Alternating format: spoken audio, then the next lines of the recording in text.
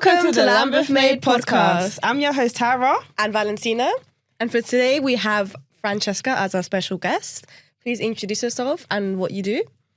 Hi, everyone. So my name is Fran. I also go by the name The Sober Extrovert, and I am the founder of the Cathartic Collective, which is a wellbeing community that combines the principles of coaching and creativity to help foster personal growth. I also work freelance for Orange Bow CIC, which I'm sure we'll get into today, but I'm really excited to be here. So thank you so much for inviting me as your first guest. So Fran, you said that you've only been doing life coaching for 2 years. What was you doing prior to that?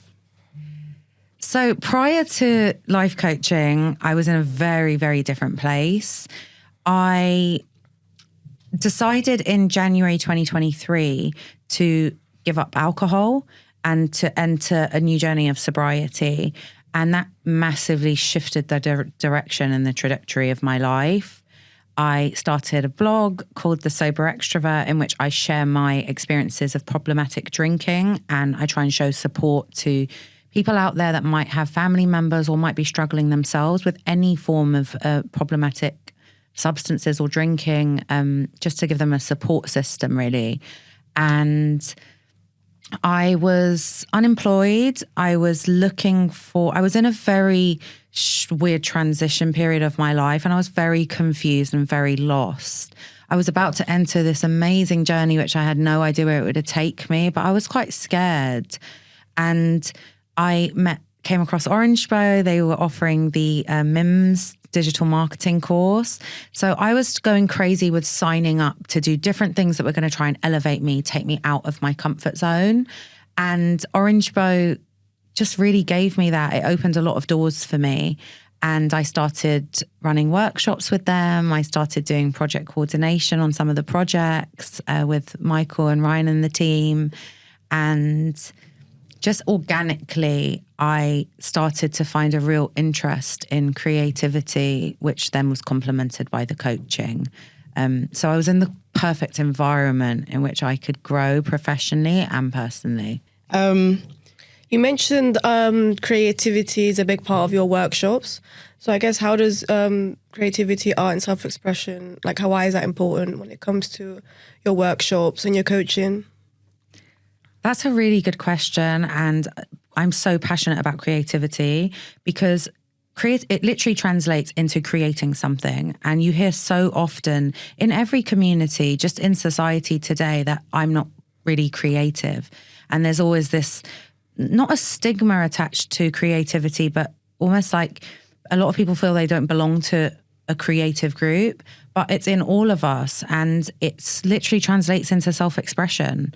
So the reason that I decided to incorporate it into what I do, because it had such a personal effect on my growth. And when I started writing, when I started expressing myself, was when I started to really see a shift in my kind of mental processing. And emotionally, I started feeling better. There was a huge enhance on my mental health. And it was down to creative pursuits like poetry, spoken word, writing, even journaling is a creative pursuit. And I think it's so fundamental that people are able to sit with themselves and explore parts of themselves that maybe have previously been suppressed, like fashion or there's so many different ways that we can express ourselves. But just a lot of the time we get stuck in that mundane routine of going to work, seeing our friends and living externally instead of internally. Mm-hmm. And only when you really do the introspection can you start expressing outwardly to the world and start creating and kind of putting a stamp on who you are and what you can add to the people around you. I don't know if that answered the question, but yeah. Definitely. I feel like with the work that you do, it's so emotional and it's about being really vulnerable. So I feel like art is such a good way to, release that and express it because there's no rules, there's no right or wrong answer. You can say and do whatever you want to do. So I feel like that's a perfect choice for the workshops that you do. So you mentioned that introspection is important in order to find creativity within yourself. But how important is human psychology? Is understanding human psychology when people are trying to figure out who they are or explore self-expression, and how does it enhance your work as a life coach? So, well, you came to the Human Needs Psychology workshop. Yeah, it's very good. And it was a coaching intervention that I learned when I studied, and I personally just fell in love with it because it plays such an integral part of human beings. And for anyone that doesn't know what human needs psychology is, it's a psychological framework that looks at the way in which us as individuals meet our 6 human needs. And it's based on Abraham Maslow's hierarchy of needs. He was the founder of human psychology. And what it theorizes is that us as individuals, our behavior and what we choose to do every day is fundamentally linked to how we want to meet our needs. And we all meet them in different ways, right? And the reason why it's so relevant to coaching is because when you say, if I work with a client or a group of people in a workshop, everyone's going to be meeting their needs in a different way. And I think the main problem is that people prioritize one need or two, and they forget or they isolate the other 4. And what happens is then somebody has no balance, or their life is kind of turning over in one point, or they're excelling maybe at the gym and they're excelling physically, but mentally, emotionally, they're overwhelmed, they're overworked, they're struggling, they're lacking purpose. And it's because if you think of it almost like a scale, if you put everything on one side of the scale, it's going to be lopsided, right? Yeah, you have to even it out. And that's the same way it works with human beings. So it's a really good tactic in order for people to look at their lives critically and assess which part of my life isn't working. Is it my relationships? Is it my emotional well-being? Is it my career? And pinpoint, based on the human needs psychology framework, what do I need to improve? What do I need to pay more attention to? It's the best way for human beings to get balance. And balance really essentially at the end of the day is what we're looking for. And it prevents a lot of long-term problems. So it's been so helpful to me in coaching because it's not the only intervention I use, but it's just a really fun and engaging way for people to learn more about themselves and to do that introspection and self-reflection and build self-awareness and all those things. So for the viewers, what are the 6 human needs? Okay, so the 6 human needs, and this is amended by Tony Robbins, who's a master life coach. They are certainty. So this is the need for certainty. So the need for comfort, the need for security, the need for stability. The second one is uncertainty. So this is the need for excitement, the need for adrenaline, the need for variety, the need for change. The third one is significance. So this is the need for value, for respect, for approval, for validation, to feel like we are being heard and seen and listened to. The 4th human need is love and connection, which a lot of people think is their top human need. But when I do these workshops, it really doesn't turn out that is actually the case. Love and connection is the way our need for community, our need for intimacy, our need for other people. And also the most important part of this is the need for the relationship with yourself, self-love, the way in which you connect with your own identity. The 5th one is growth, which is probably my favorite one. That is the need for self-elevation. It's the need for progression and the need to keep excelling and to keep growing. And the final one is contribution, which is the need to give back, the need to enhance somebody else's life and to share and give. You mentioned that you post on your social media, which we are going to tag below in the video.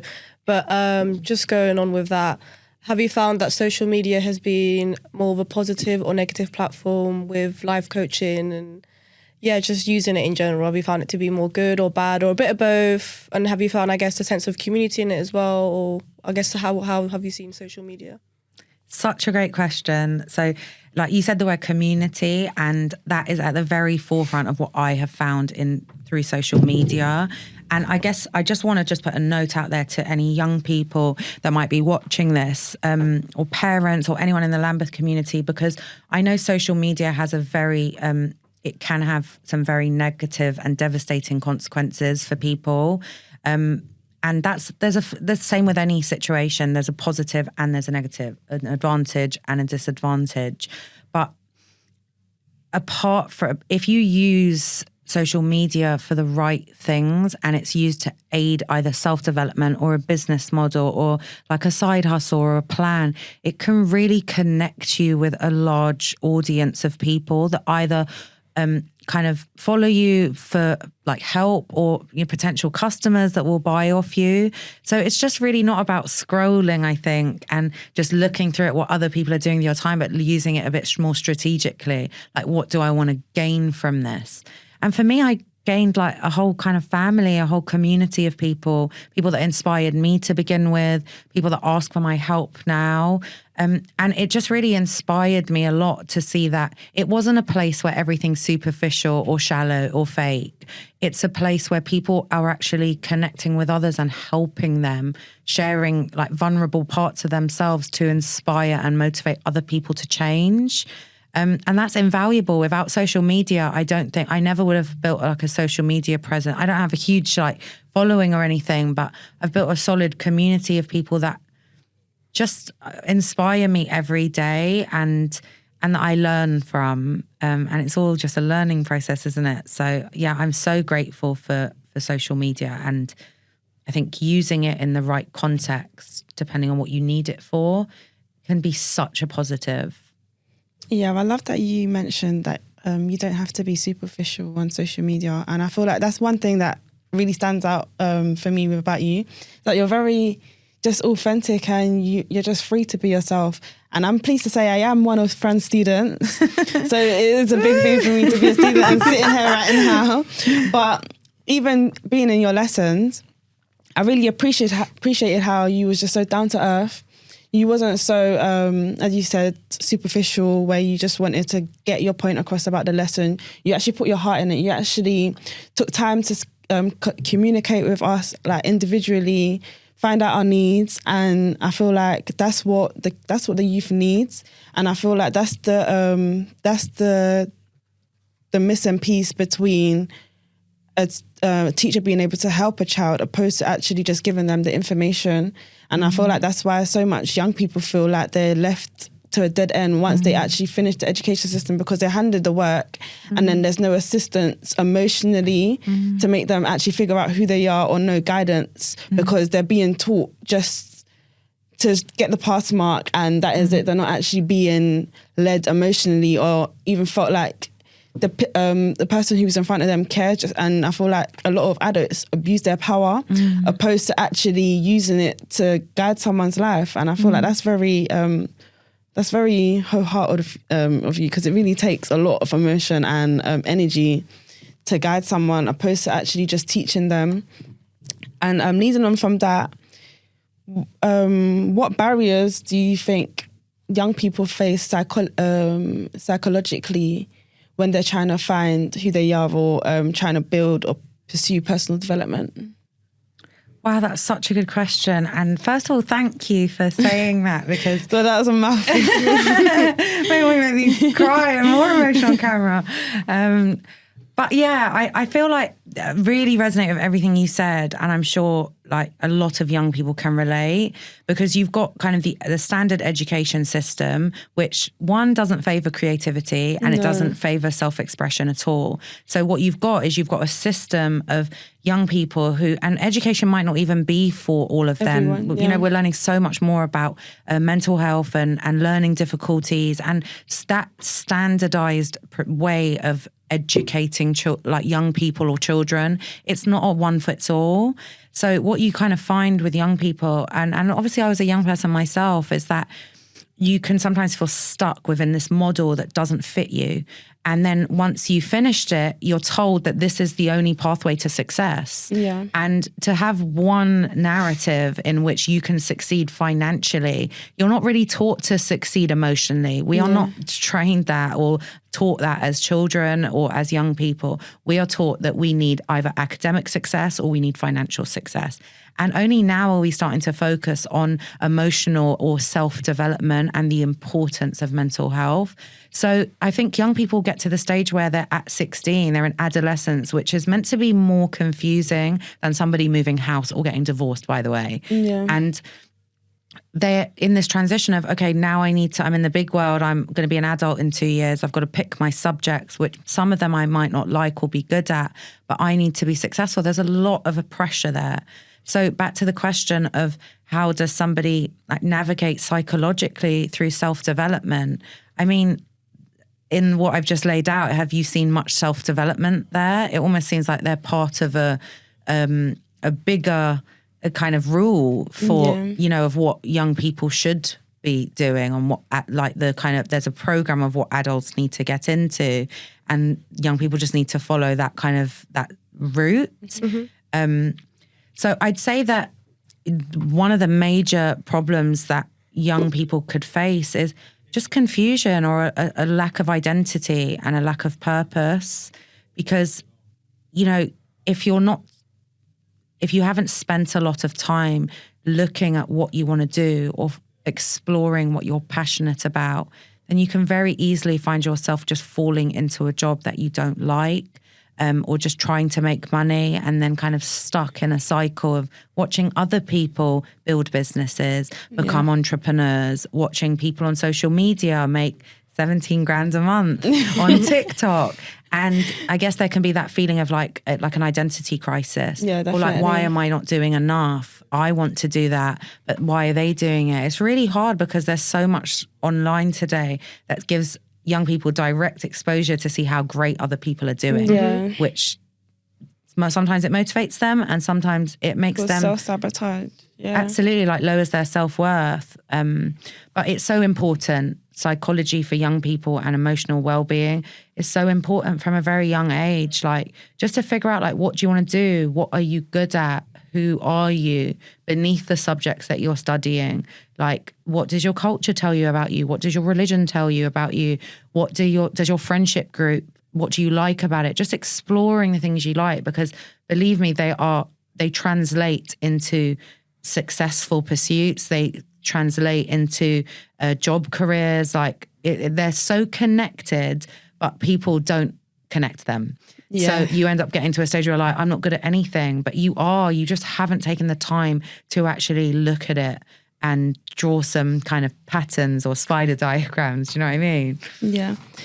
A key point that I took away from your lovely, wonderful workshop last week, I'm going to make sure we tag it in so you guys can go into the link to make sure you guys join the next one. But in your human psychology workshop, you mentioned addressing the root of your problem. So since you're able to like identify barriers that the young people are facing, what advice would you give them to transform their belief systems? Oh, thank you. That's like a big question. So I'd say, I've identified the barriers already, right? Okay. So I would say, sorry, what was the question again? What advice would you give them to help transform their belief system? Okay.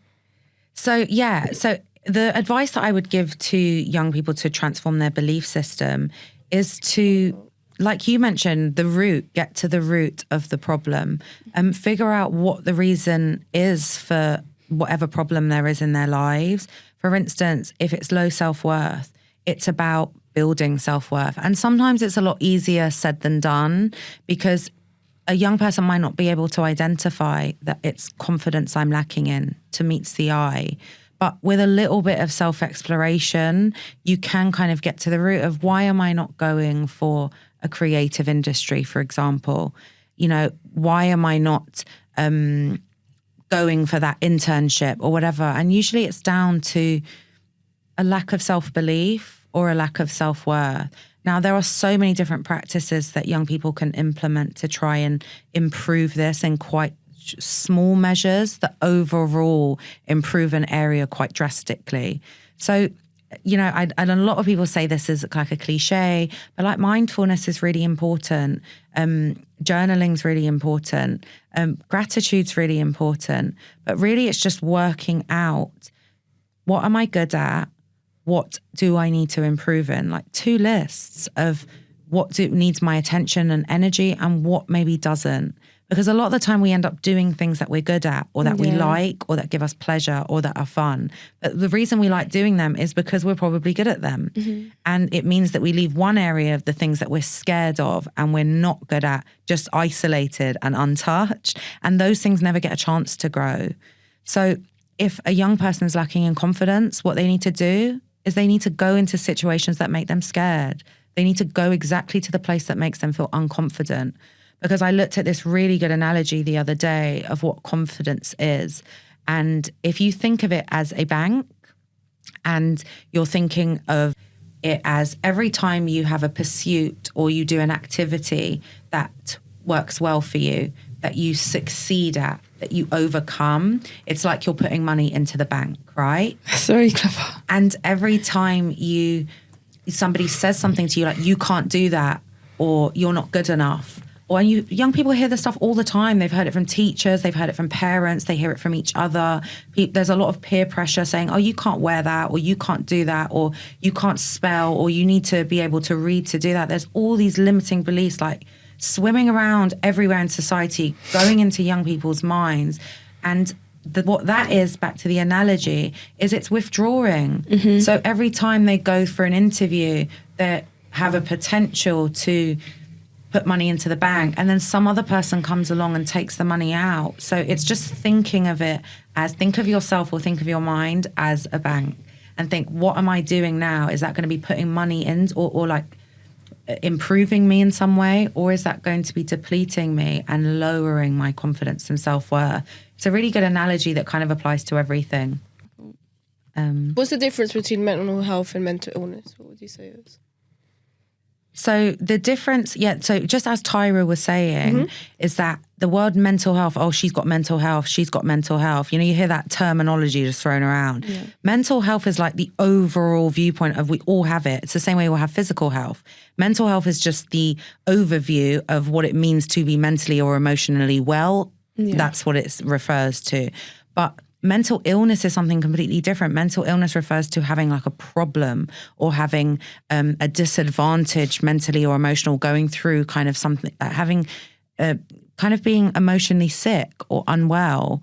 And if you suffer from a mental health, if you suffer from a mental illness, then it's obviously best to seek professional help with a doctor or a counsellor to see if something can be done about it.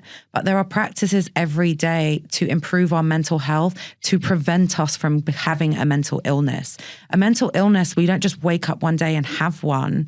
So they're all different. There's so many categories of what can cause mental illness, but there's practices every day like balance and introspection and taking a look at yourself that can prevent you from actually developing a mental illness. Like it's shown with like alcoholism and people that use drugs, they develop mental illnesses because of what they're doing to their brains with the alcohol and with the substances.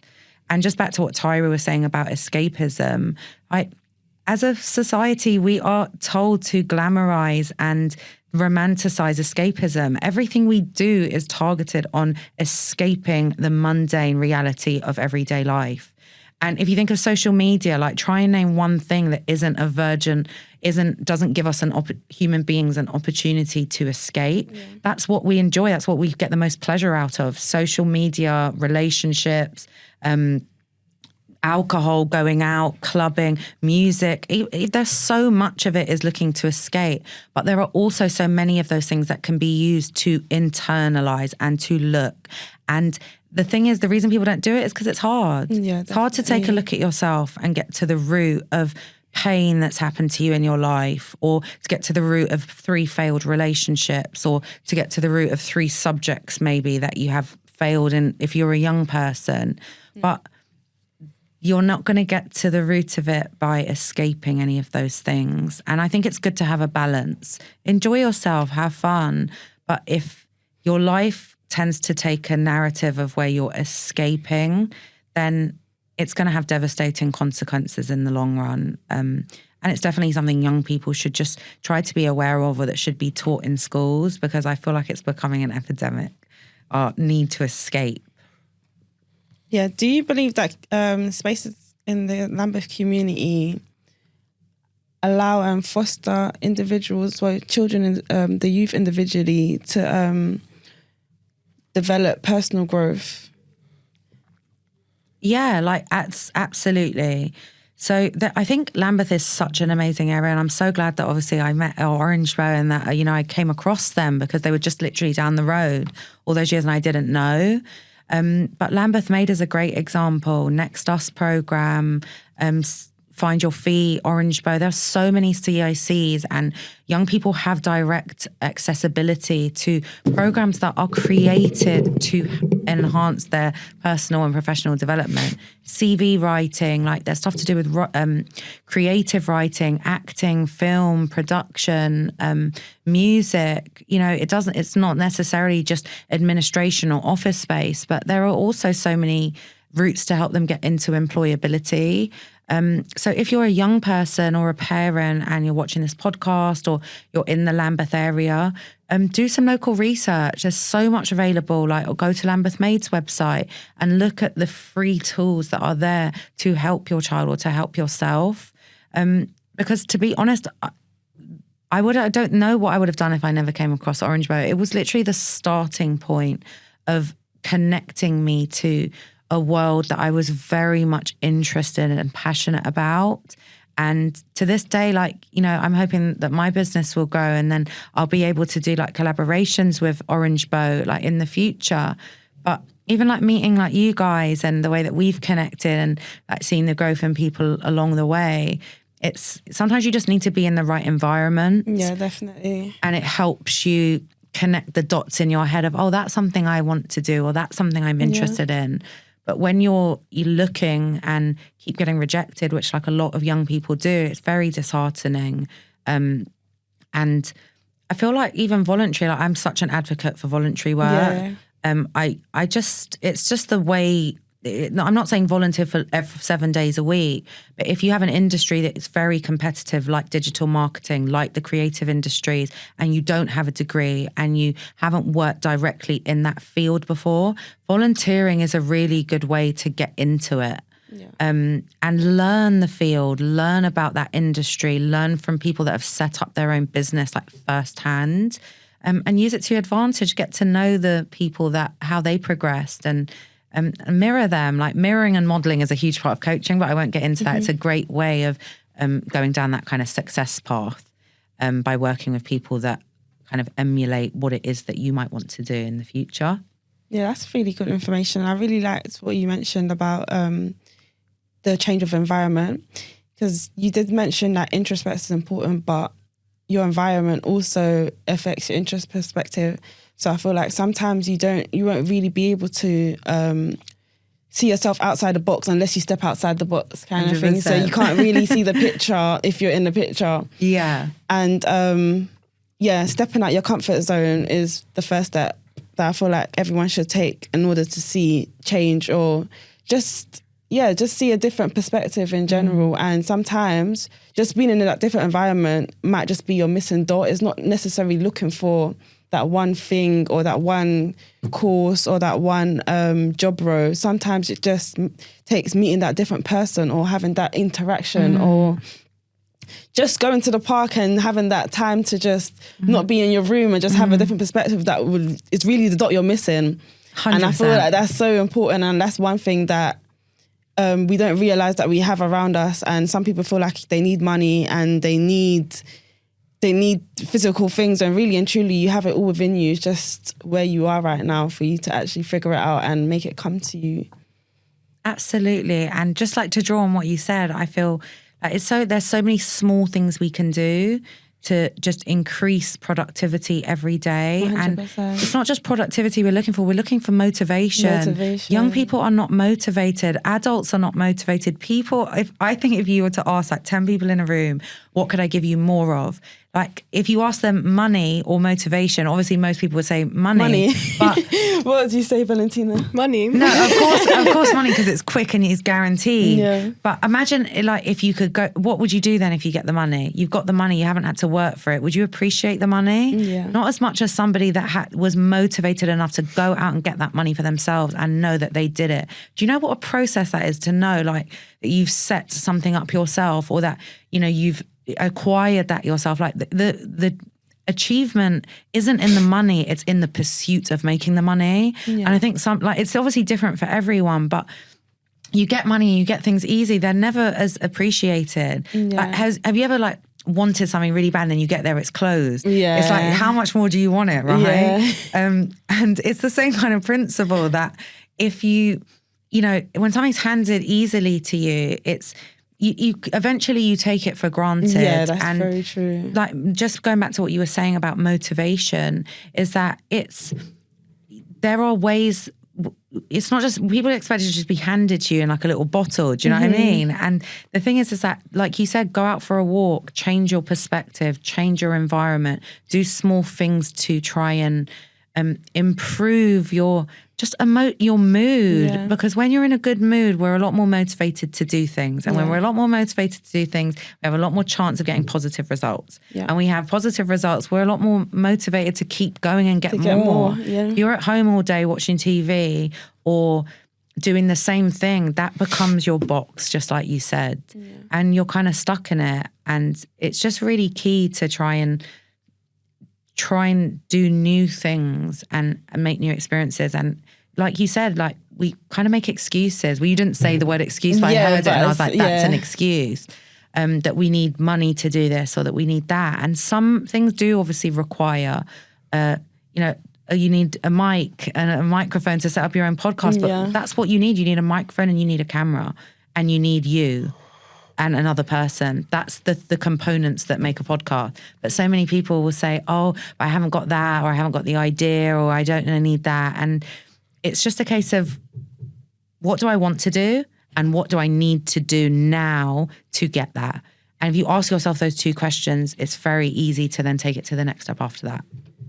Wow. Thank you so much, Fran. But you said so much, like so many good advice, which is very helpful. Thank you so much. I believe we've now come to the end of the podcast. So we just want to give a big thank you again to Fran for coming. And a big shout out as well to Lambeth Made for making this podcast possible. Me and Tara being young people ourselves, it is amazing to know that there are opportunities out there like this podcast and so many other things that we do as well. So for young people watching, please take a look at our social media, any websites tagged below, because there are always opportunities for you guys, like there was for me and Tyra. So. Yes. And Fran, would you like to leave your social media so they can find you and your Eventbrite as well, so they can access your workshop? Sure. Thank you so much, guys. I really had a great time talking to you, and I'm so glad to be your first guest. So I've got the Cathartic Collective on Instagram, and my personal account is the Sober Extrovert. And I also host open mic nights and poetry open mic nights and coaching workshops. So if you're interested, you can follow either of those accounts, and of course follow the Orange Flow CIC account as well, because we do a lot of work there. But thank you so much for having me. Thank you. Don't forget to like, comment and subscribe, and we'll see you in the next episode. Thank you. Bye. Thank you. Bye.